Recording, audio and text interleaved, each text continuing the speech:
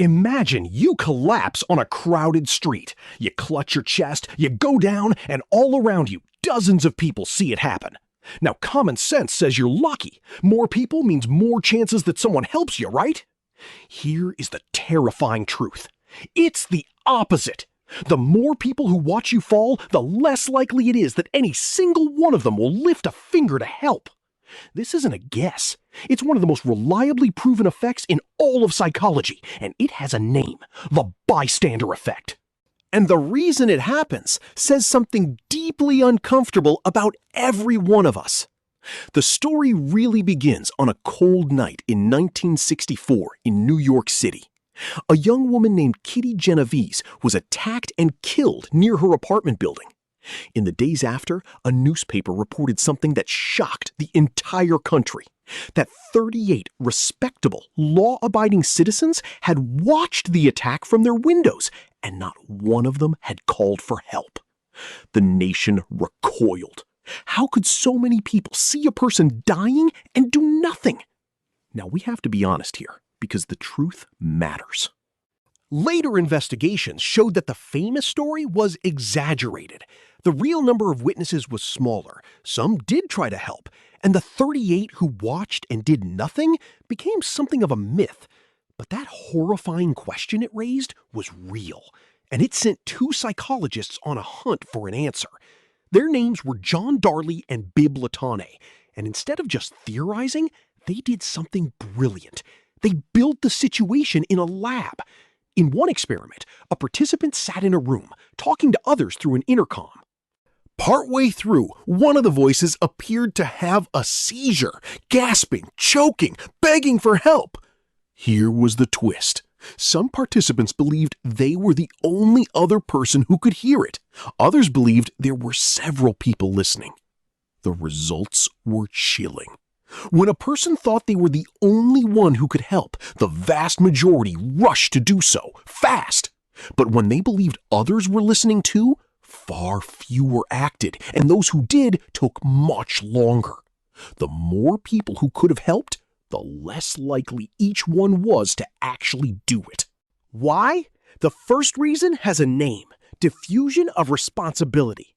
When you are the only person who can help, 100% of the responsibility sits on you. There is no escape. But when there are 20 other people around, that responsibility gets divided, spread so thin across the crowd that each person feels only a sliver of it. Everyone assumes someone else will step up, someone better suited, someone closer, someone braver. And because everyone assumes it, no one does. The crowd doesn't make you safer. The crowd lets each person quietly off the hook.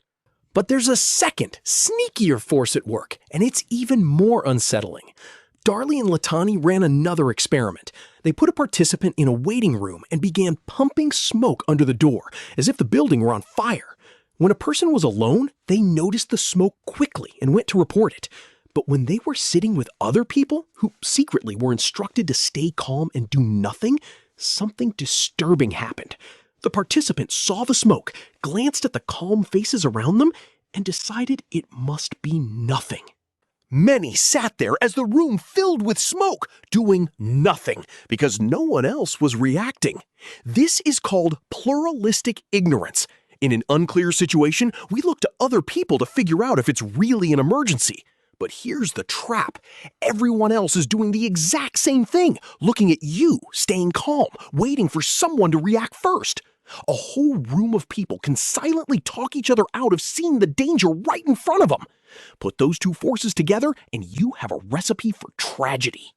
A person in trouble, surrounded by a crowd, where everyone feels only a fraction of the responsibility, and everyone is watching everyone else stay calm. The bigger the crowd, the stronger the spell. It's not that people are evil. The participants in these studies weren't monsters. They were ordinary, decent people, caught in an invisible psychological current that pulled them toward doing nothing. And that's the part that should stay with you.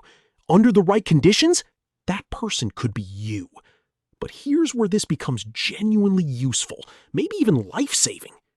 Because once you understand the bystander effect, you can break it. The whole spell depends on responsibility being spread thin and the situation feeling unclear. So you shatter it by doing the opposite. Be specific. If you ever collapse or need help in a crowd, don't shout, "Somebody help me!" That lets the responsibility dissolve into the crowd. Instead, point at one person. You, in the red jacket, call an ambulance. The moment you assign the responsibility to a single human being, the diffusion collapses. Now it's their job, and they almost always act. And if you're ever the bystander, the lesson is just as simple. Don't wait to see what everyone else does. Be the first to move. Because the truth is, the instant one person acts, the spell breaks for everyone, and others rush in to help too. And there's a hopeful footnote to all of this. More recent research studying real security camera footage of real public conflicts around the world found that in genuine emergencies, someone usually does step in. We are not doomed to be a frozen crowd. But the bystander effect is still real, still powerful, and still working quietly in the background whenever something goes wrong in public. So that is the bystander effect. A crowd of good people, each waiting for someone else, each feeling just a little less responsible than they should.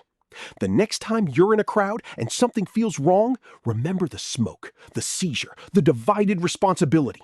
And remember that the spell only holds until one person refuses to wait. Don't be the person scanning the crowd for a hero. Be the one who moves. Because someday, the person on the ground, hoping that a stranger will break the silence, might just be you.